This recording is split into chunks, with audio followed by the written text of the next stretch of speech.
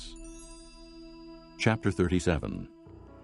Jacob lived in the land where his father had stayed, the land of Canaan. This is the account of Jacob. Joseph, a young man of 17, was tending the flocks with his brothers, the sons of Bilhah and the sons of Zilpah, his father's wives, and he brought their father a bad report about them. Now Israel loved Joseph more than any of his other sons, because he had been born to him in his old age, and he made a richly ornamented robe for him.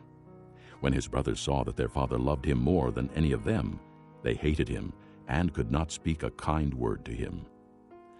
Joseph had a dream, and when he told it to his brothers, they hated him all the more. He said to them, "Listen to this dream I had. We were binding sheaves of grain out in the field, when suddenly my sheaf rose and stood upright, while your sheaves gathered around mine and bowed down to it." His brothers said to him, "Do you intend to reign over us? Will you actually rule us?" And they hated him all the more because of his dream and what he had said. Then he had another dream, and he told it to his brothers. "Listen," he said, "I had another dream, and this time the sun and moon and 11 stars were bowing down to me." When he told his father as well as his brothers, his father rebuked him and said, "What is this dream you had? Will your mother and I and your brothers actually come and bow down to the ground before you?" His brothers were jealous of him, but his father kept the matter in mind. Now his brothers had gone to graze their father's flocks near Shechem, and Israel said to Joseph, "As you know, your brothers are grazing the flocks near Shechem. Come, I am going to send you to them." "Very well," he replied. So he said to him, "Go and see if all is well with your brothers and with the flocks, and bring word back to me." Then he sent him off from the valley of Hebron. When Joseph arrived at Shechem, a man found him wandering around in the fields and asked him, "What are you looking for?" He replied, "I'm looking for my brothers. Can you tell me where they are grazing their flocks?" "They have moved on from here." The man answered, "I heard them say, 'Let's go to Dothan.'" So Joseph went after his brothers and found them near Dothan. But they saw him in the distance, and before he reached them, they plotted to kill him. "Here comes that dreamer," they said to each other. "Come now, let's kill him and throw him into one of these cisterns and say that a ferocious animal devoured him.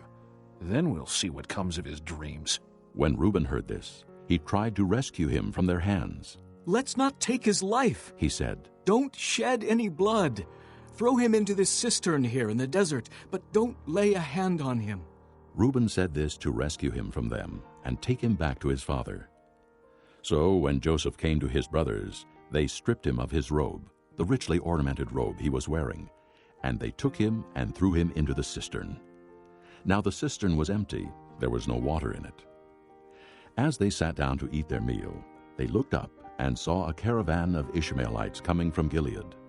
Their camels were loaded with spices, balm, and myrrh, and they were on their way to take them down to Egypt. Judah said to his brothers, "What will we gain if we kill our brother and cover up his blood? Come, let us sell him to the Ishmaelites and not lay our hands on him. After all, he is our brother, our own flesh and blood." His brothers agreed. So when the Midianite merchants came by, his brothers pulled Joseph up out of the cistern and sold him for 20 shekels of silver to the Ishmaelites, who took him to Egypt. When Reuben returned to the cistern and saw that Joseph was not there, he tore his clothes. He went back to his brothers and said, "The boy isn't there. Where can I turn now?" Then they got Joseph's robe, slaughtered a goat, and dipped the robe in the blood. They took the ornamented robe back to their father and said, "We found this. Examine it to see whether it's your son's robe." He recognized it and said, "It is my son's robe. Some ferocious animal has devoured him. Joseph has surely been torn to pieces." Then Jacob tore his clothes, put on sackcloth, and mourned for his son many days. All his sons and daughters came to comfort him, but he refused to be comforted. "No," he said, "in mourning will I go down to the grave to my son." So his father wept for him. Meanwhile, the Midianites sold Joseph in Egypt to Potiphar, one of Pharaoh's officials, the captain of the guard. Chapter 38. At that time Judah left his brothers and went down to stay with a man of Adullam named Hira. There Judah met the daughter of a Canaanite man named Shua. He married her and lay with her. she became pregnant and gave birth to a son, who was named She conceived again and gave birth to a son and named him Onan. She gave birth to still another son and named him Shelah. It was at Chezib that she gave birth to him. Judah got a wife for his firstborn, and her name was Tamar. But Judah's firstborn, was wicked in the Lord's sight, so the Lord put him to death. Then Judah said to Onan, Lie with your brother's wife and fulfill your duty to her as a brother-in-law, to produce offspring for your brother. But Onan knew that the offspring would not be his. So whenever he lay with his brother's wife, he spilled his semen on the ground to keep it from producing offspring for his brother. What he did was wicked in the Lord's sight, so he put him to death also. Judah then said to his daughter-in-law Tamar, Live as a widow in your father's house until my son Shelah grows up. For he thought, He may die too, just like his brothers. So Tamar went to live in her father's house. After a long time, Judah's wife, the daughter of Shua, died. When Judah had recovered from his grief, he went up to Timnah to the men who were shearing his sheep, and his friend Hira the Adullamite went with him. When Tamar was told, Your father-in-law is on his way to Timnah to shear his sheep, she took off her widow's clothes, covered herself with a veil to disguise herself, and then sat down at the entrance to Enaim, which is on the road to Timnah. For she saw that though Shelah had now grown up, she had not been given to him as his wife. When Judah saw her, he thought she was a prostitute, for she had covered her face. Not realizing that she was his daughter-in-law, he went over to her by the roadside and said, Come now, let me sleep with you. And what will you give me to sleep with you? She asked. I'll send you a young goat from my flock. He said. Will you give me something as a pledge until you send it? She asked. He said, What pledge should I give you?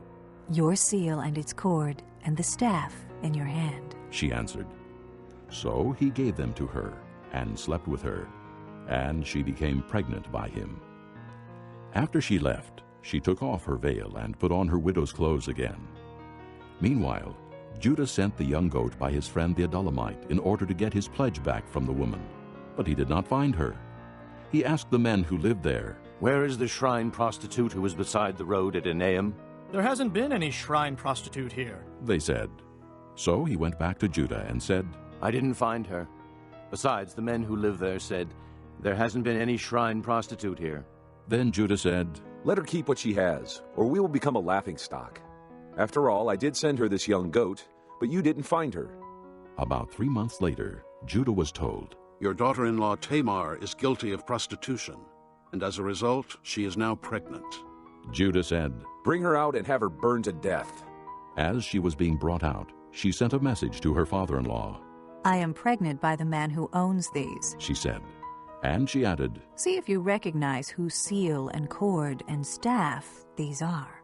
Judah recognized them and said, She is more righteous than I, since I wouldn't give her to my son Shelah. And he did not sleep with her again. When the time came for her to give birth, there were twin boys in her womb. As she was giving birth, one of them put out his hand.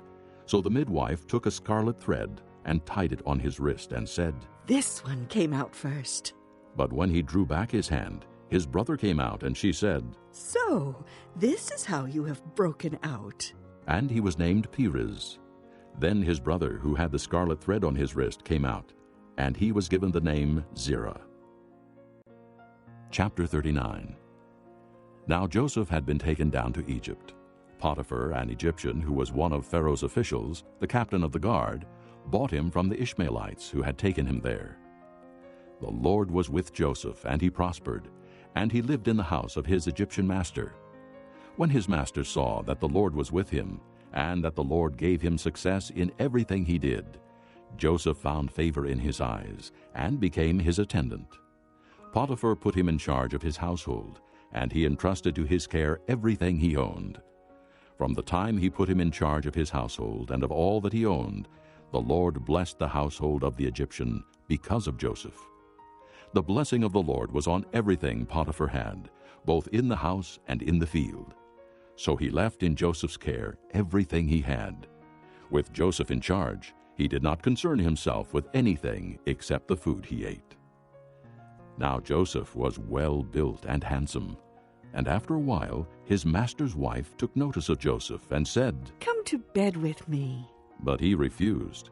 With me in charge, he told her, my master does not concern himself with anything in the house. Everything he owns he has entrusted to my care. No one is greater in this house than I am. My master has withheld nothing from me except you, because you are his wife. How then could I do such a wicked thing and sin against God? And though she spoke to Joseph day after day, he refused to go to bed with her or even be with her. One day he went into the house to attend to his duties, and none of the household servants was inside. She caught him by his cloak and said, Come to bed with me. But he left his cloak in her hand and ran out of the house. When she saw that he had left his cloak in her hand and had run out of the house, she called her household servants. Look, she said to them, this Hebrew has been brought to us to make sport of us. He came in here to sleep with me, but I screamed. When he heard me scream for help, he left his cloak beside me and ran out of the house. She kept his cloak beside her until his master came home. Then she told him this story. That Hebrew slave you brought us came to me to make sport of me. But as soon as I screamed for help, he left his cloak beside me and ran out of the house. When his master heard the story his wife told him, saying, This is how your slave treated me, he burned with anger. Joseph's master took him and put him in prison, the place where the king's prisoners were confined. But while Joseph was there in the prison, the Lord was with him. He showed him kindness and granted him favor in the eyes of the prison warden. So the warden put Joseph in charge of all those held in the prison, and he was made responsible for all that was done there. The warden paid no attention to anything under Joseph's care, because the Lord was with Joseph and gave him success in whatever he did.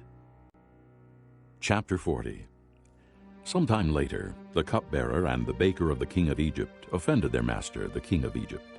Pharaoh was angry with his two officials, the chief cupbearer and the chief baker, and put them in custody in the house of the captain of the guard, in the same prison where Joseph was confined. The captain of the guard assigned them to Joseph, and he attended them. After they had been in custody for some time, each of the two men, the cupbearer and the baker of the king of Egypt, who were being held in prison, had a dream the same night, and each dream had a meaning of its own. When Joseph came to them the next morning, he saw that they were dejected. So he asked Pharaoh's officials who were in custody with him in his master's house, Why are your faces so sad today? We both had dreams, they answered, but there is no one to interpret them. Then Joseph said to them, Do not interpretations belong to God? Tell me your dreams. So the chief cupbearer told Joseph his dream. He said to him, In my dream I saw a vine in front of me, and on the vine were 3 branches. As soon as it budded, it blossomed, and its clusters ripened into grapes. Pharaoh's cup was in my hand, and I took the grapes, squeezed them into Pharaoh's cup, and put the cup in his hand. This is what it means. Joseph said to him, The 3 branches are 3 days. Within 3 days, Pharaoh will lift up your head and restore you to your position. And you will put Pharaoh's cup in his hand, just as you used to do when you were his cupbearer. But when all goes well with you, remember me and show me kindness. Mention me to Pharaoh and get me out of this prison. For I was forcibly carried off from the land of the Hebrews, and even here I have done nothing to deserve being put in a dungeon. When the chief baker saw that Joseph had given a favorable interpretation, he said to Joseph, I too had a dream. On my head were 3 baskets of bread. In the top basket were all kinds of baked goods for Pharaoh, but the birds were eating them out of the basket on my head. This is what it means. Joseph said, The 3 baskets are 3 days. Within 3 days, Pharaoh will lift off your head and hang you on a tree, and the birds will eat away your flesh. Now the 3rd day was Pharaoh's birthday, and he gave a feast for all his officials. He lifted up the heads of the chief cupbearer and the chief baker in the presence of his officials. He restored the chief cupbearer to his position, so that he once again put the cup into Pharaoh's hand. But he hanged the chief baker, just as Joseph had said to them in his interpretation. The chief cupbearer, however, did not remember Joseph. He forgot him.